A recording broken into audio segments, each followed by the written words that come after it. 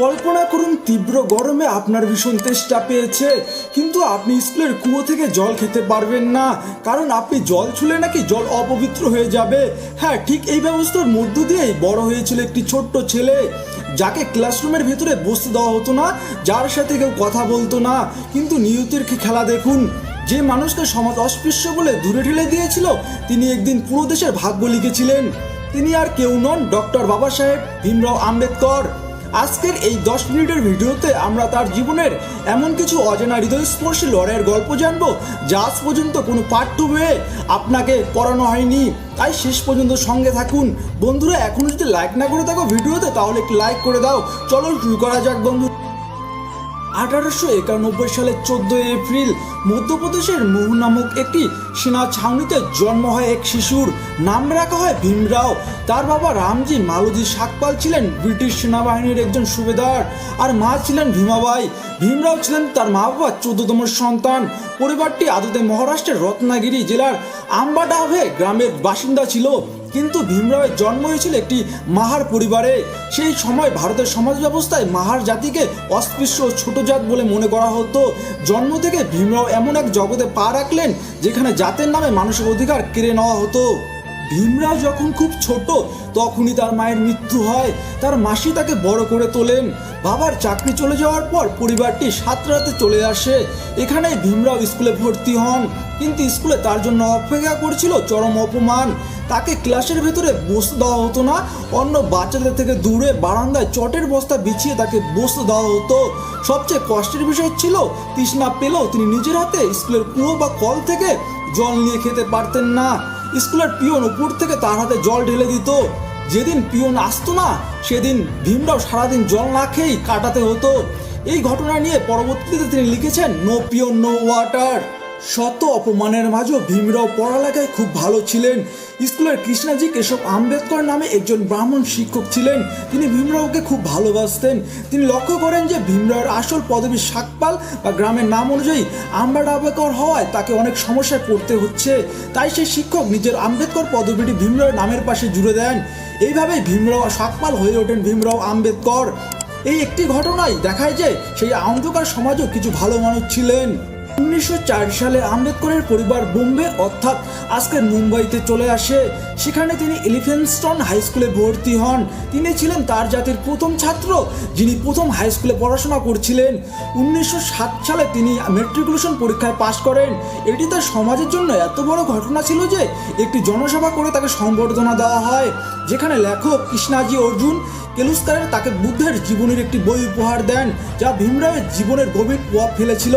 এরপর কেলুস্কারের সহায়তায় তিনি বারোদার মহারাজা ছায়াজিরাও গায়কোয়াড়ের কাছ থেকে 25 টাকার মাসিক স্কলারশিপ পান। 1912 সালে বোম্বে বিশ্ববিদ্যালয় থেকে বিএ পাশ করেন। Doctor B.R.. আম্বেদকর পাশ করার পর আম্বেদকরের বাবা মারা যান, যা তাকে মানসিকভাবে ভেঙে দেয়। কিন্তু তিনি থামেননি। বারোদার মহারাজা তাকে উচ্চশিক্ষার জন্য আমেরিকা পাঠানোর সিদ্ধান্ত নেন। 1913 সালে তিনি নিউ ইয়র্কের কলম্বিয়া বিশ্ববিদ্যালয়ে চলে যান। আমেরিকার মুক্ত বাতাস আম্বেদকরকে এক নতুন জীবন দেয়, যেখানে জাতপাতে কোনো বৈষম্য ছিল না। তিনি দিনরাত এক করে পড়াশোনা করেন এবং 1915 সালে অর্থনীতিতে এমএ ডিগ্রি লাভ করেন। এরপর তিনি লন্ডনে যান, কিন্তু স্কলারশিপের মেয়াদ শেষ হয়ে যাওয়ায় তাকে ভারতে ফিরে আসতে হয়। পরবর্তীতে তিনি আবার লন্ডনে যান এবং লন্ডন স্কুল অফ ইকোনমিক্স থেকে ডিএসসি এবং ডিএসসি থেকে ব্যারিস্টার পাশ করেন। তিনি হয়ে ওঠেন ভারতের অন্যতম সর্বোচ্চ শিক্ষিত ব্যক্তি। এত বড় ডিগ্রি নিয়ে যখন আম্বেদকর ভারতে ফিরে এলেন, তখন পরিস্থিতি বদলে যাবে বলে তিনি আশা করেছিলেন। বারোদার মহারাজার শর্ত অনুযায়ী তিনি সেখানে সামরিক সচিব হিসাবে কাজে যোগ দেন, কিন্তু ভারতে পা রাখতেই জাতপাতে সেই পুরনো ভূত আবার তার সামনে এসে দাঁড়ায়। কলম্বিয়া লন্ডন থেকে পড়ে আসা এই মহান বিজ্ঞানীকে অফিসের পিয়ন পর্যন্ত ফাইল ছুঁড়ে দিত, যাতে ছোঁয়া না লেগে যায়। থাকার জন্য তিনি কোনো হোটেল বা বাড়ি ভাড়া পাচ্ছিলেন না। বাধ্য হয়ে নাম লুকিয়ে একটি পার্সি পান্তাশালায় ওঠেন, কিন্তু সত্য জানানি হতেই তাকে সেখান থেকে তাড়িয়ে দেওয়া হয়।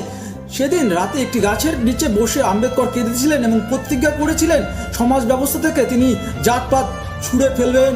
আম্বেদকর বুঝতে পেরেছিলেন শুধু নিজের শিক্ষিত হলে চলবে না, পুরো জাতিকে শিক্ষিত করতে হবে, সমাজকে জাগিয়ে তুলতে হবে। 1920 সালে মুখনায়ক নামে একটি সাপ্তাহিক পত্রিকা শুরু করেন। এরপর 1924 সালে তিনি বহিষ্কৃত হিতকারিণী সভা গঠন করেন, যার মূল মন্ত্র ছিল শিক্ষিত হও, সংগঠিত হও এবং আন্দোলন করো। 1927 সালে 20 মার্চ তিনি তার জীবনের প্রথম বড় আন্দোলন করেন, যা মহাৎ সত্যাগ্রহ নামে পরিচিত। মহারাষ্ট্রের মহাৎ শহরে 14 ট্যাঙ্কের জল ছোঁয়ার অধিকার ছিল না দলিতদের। আম্বেদকর হাজার হাজার মানুষের সাথে সেখানে যান, নিজে সে জল পান করে ইতিহাস তৈরি করেন। এটি ছিল মানুষের মৌলিক অধিকারের লড়াই। মহৎ সত্যাগ্রহের পর আম্বেদকরের লড়াই আরও তীব্র হয়। 1927 সালে 25শে ডিসেম্বর তিনি জাতপাতের বৈষম্যকে সমর্থন করা প্রাচীন গ্রন্থ মনুস্মৃতিকে প্রকাশ্যে পুড়িয়ে দেন। তিনি বিশ্বাস করতেন যে বই মানুষকে সমান অধিকার দেয় না তা সমাজে থাকার যোগ্য নয়। এরপর 1930 সালে তিনি নাসিকের কালারাম মন্দিরে দলিতদের প্রবেশের দাবিতে এক বিশাল আন্দোলন শুরু করেন। বছরের পর বছর ধরে চলা এই অহিংস আন্দোলন প্রমাণ করে দিয়েছিলেন যে দলিতরা মন্দিরে যাওয়ার চেয়েও বেশি নিজেদের আত্মসম্মানের জন্য লড়াই। বিশাল লড়াইয়ের পেছনে আম্বেদকরের ব্যক্তিগত জীবনে ছিল শুধু কান্না আর ত্যাগ। 1906 সালে মাত্র 15 বছর বয়সে তার বিয়ে হয়েছিল 9 বছরের রমাবাইয়ের সাথে। আম্বেদকর যখন পড়াশোনা এবং আন্দোলনের জন্য বাইরে থাকতেন, রমাবাই তখন চরম দারিদ্র্যের সংসার চালিয়েছেন। অভাবের কারণে তাদের 5 সন্তানের মধ্যে 4 সন্তান রমেশ, গঙ্গাধর, রাজরত্ন, ইন্দু চিকিৎসার অভাবে ছোটবেলাতেই মারা যায়। 1935 সালে দীর্ঘ অসুস্থতার পর রমাবাইও মারা যায়। দেশের মানুষের জন্য আম্বেদকর নিজের পুরো পরিবারকে উৎসর্গ করে দিয়েছিলেন। 1947 সালের 15 আগস্ট ভারত স্বাধীন হয়। প্রধানমন্ত্রী জওহরলাল নেহরু আম্বেদকরকে স্বাধীন ভারতের প্রথম আইনমন্ত্রী হওয়ার অনুরোধ জানান। শুধু তাই নয়, তাকে ভারতের সংবিধান ও খসড়া কমিটির চেয়ারম্যান করা হয়। যে মানুষটিকে দেশের মাটিতে পা রাখতে দেওয়া হচ্ছিল না, তিনি আজ দেশের সর্বোচ্চ আইন লেখার দায়িত্ব পেলেন। তিনি বিশ্বের প্রায় 60টি দেশের সংবিধান অধ্যয়ন করেন। টানা 2 বছর 11 মাস 18 দিন কঠোর পরিশ্রম করে তিনি ভারতের সংবিধান তৈরি করেন, যা প্রত্যেক নাগরিককে সমান অধিকার দেয়। নারীদের অধিকার, শ্রমিকদের কাজের সময় 8 ঘন্টা করার পেছনেও তার অবদান ছিল অপরিসীম। আইনমন্ত্রী থাকাকালীন আম্বেদকর হিন্দু কোড বিল পেশ করেন। এই বিলের মূল উদ্দেশ্য ছিল হিন্দু নারীদের সম্পত্তির অধিকার দেওয়া, বিবাহ বিচ্ছেদ ও বহুবিবাহ বন্ধ করা। কিন্তু সংসদের রক্ষণশীল নেতারা এই বিলের তীব্র বিরোধিতা করেন। আম্বেদকর বুঝতে পারেন যে নারীদের অধিকার দেওয়ার বিষয়ে সরকার যথেষ্ট আন্তরিক নয়। ক্ষোভ ও দুঃখে 1951 সালে তিনি দেশের প্রথম আইনমন্ত্রী থেকে পদত্যাগ করেন। তিনি প্রমাণ করেন যে তার কাছে পদের চেয়েও মানুষের অধিকার অনেক বড় ছিল। আম্বেদকর 1935 সালেই ঘোষণা করেছিলেন, আমি হিন্দু হিসেবে জন্মেছি কারণ এটা আমার হাতে ছিল না, কিন্তু আমি হিন্দু হিসাবে মরবো না। তিনি এমন একটা ধর্ম খুঁজছিলেন যেখানে সবাই সমান। দীর্ঘ গবেষণার পর 1956 সালে 14 অক্টোবর নাগপুরে এক ঐতিহাসিক অনুষ্ঠানে তিনি 5 লাখ অনুসারীর সাথে বৌদ্ধ ধর্ম গ্রহণ করেন। তিনি ভারতকে বুদ্ধের শান্তির পথ দেখাতে চেয়েছিলেন, যেখানে কোনো জাতপাত থাকবে না। বৌদ্ধ ধর্ম গ্রহণের মাত্র কয়েক মাস পরেই 1956 সালের 6 ডিসেম্বর এই মহান নেতা দিল্লির নিজ বাসভবনে শেষ নিঃশ্বাস ত্যাগ করেন। তার এই চলে যাওয়া ছিল পুরো দেশের জন্য এক অপূরণীয় ক্ষতি। 1990 সালে ভারত সরকার তাকে মরণোত্তর দেশের সর্বোচ্চ নাগরিক সম্মান ভারত রত্ন প্রদান করেন। Doctor B.R.. আম্বেদকরের জীবন আমাদের শেখায় যে পরিস্থিতি যতই কঠিন হোক না কেন, শিক্ষার জোর যে কোনো দেওয়াল ভেঙে ফেলা সম্ভব। আজ ভারতের যে স্বাধীনতার বাতাস গায়ে মাখছে, তার ভিত তৈরি করেছিলেন বাবা সাহেব আম্বেদকর।